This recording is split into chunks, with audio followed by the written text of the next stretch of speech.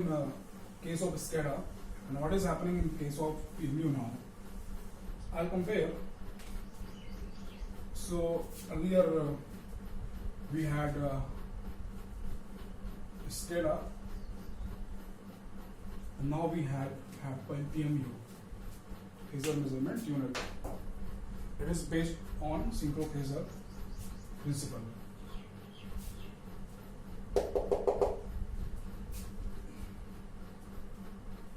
So earlier we have 1, 2, 3 second delay, and now we have 1 microsecond delay. So that's okay.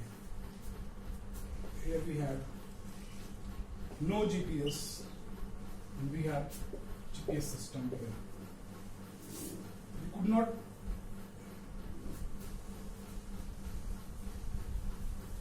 And one more thing I would like to tell you that it was costly. The SCADA system is very costly and it is cheaper. Why it is cheaper? I will tell you later.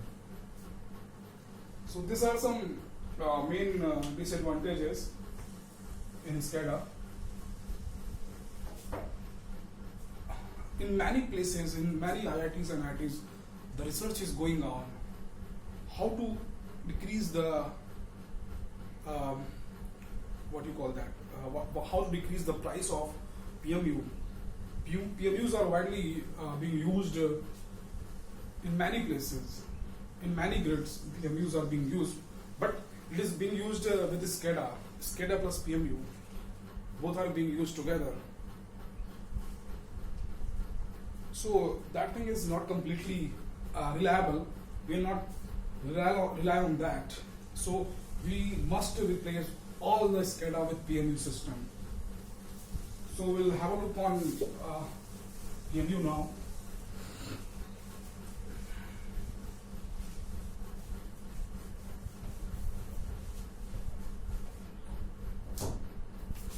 So I must tell you,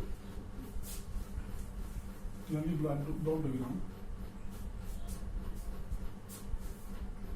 The main part of PMU is A to D converter, is your analog to digital converter.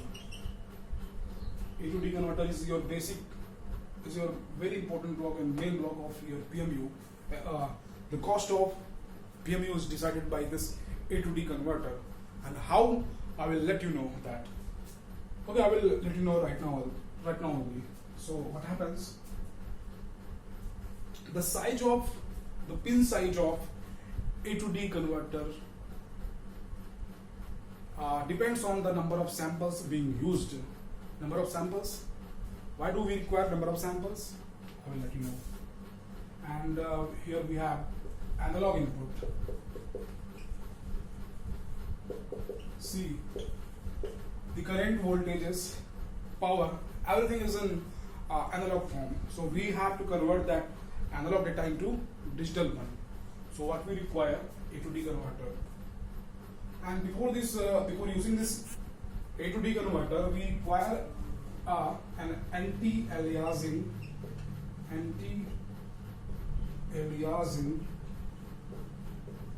filter. We require anti-aliasing filter. So your analog, why anti-aliasing filter is used? Because assume this is a spectrum of your baseband signal, spectrum of your current voltage, whatever. So what happens if this spectrum is there and this LSB side, it is USB side. So what happens if two spectrums are nearby? So if Fs is less than 2 FM, so what happens? Anti-aliasing filter occurs, anti-aliasing effect occurs. So this is your anti-aliasing region. This is called as anti-aliasing region, and this effect is called as anti-aliasing effect. So to avoid this situation, Fs less than 2 FM, we use anti-aliasing filter. And Once this analog input is sent to AD converter, it will be sent to microprocessor unit, not microprocessor unit. It will be sent to PMU algorithm.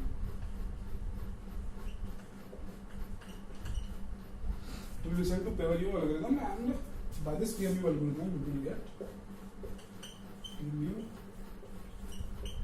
data. And one more thing, GPS would be there.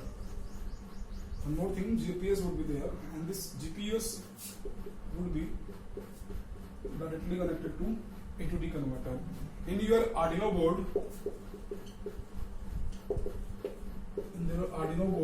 there is one pin. So that pin is present there for your GPS signal.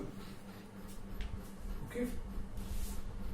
So once we get your inputs, once we get our input signal, it will be sent to anti-aliasing filter, and it will be sent to A/D converter, and there we will sample that signal. We use in the multiple of 8, 4, 8, 16, 32, 64, 128, and so on. The two also we can use.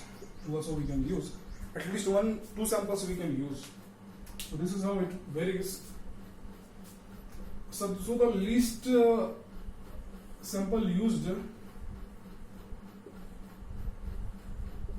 it is Indian standard. In other papers, in other research paper, you can see the different number of samples were used. That was not multiple of 2 or 4 or 8 or 16. So when I was doing MTech, my guide used around 16 samples only. He used 16 samples for sampling to find the PMU data. He used very less. So what happens? The size of pin depends on your number of samples. Less the number of samples, less the pin size, and less the cost of A/D converter. The whole cost of PMU will depend on your A/D converter. So what we need? We need the algorithm requiring very less number of samples.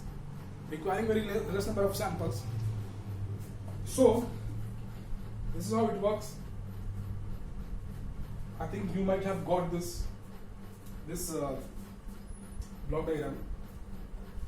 A/D converter we have, and so we get the known signals here. We anti-alias we pass that through anti-aliasing filter, and we convert that into digital, and there we get its voltage, current, frequency, whatever, phase. All these things we get in our PMU data. This all are PMU data. So for different substation, it will vary.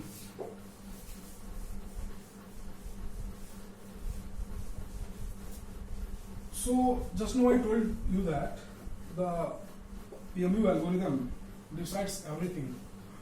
If you have algorithm requiring very less number of samples, assume very less number of samples like 4, so the PMU cost will decrease. So less number of samples means if your number of samples are less, the cost will also decline,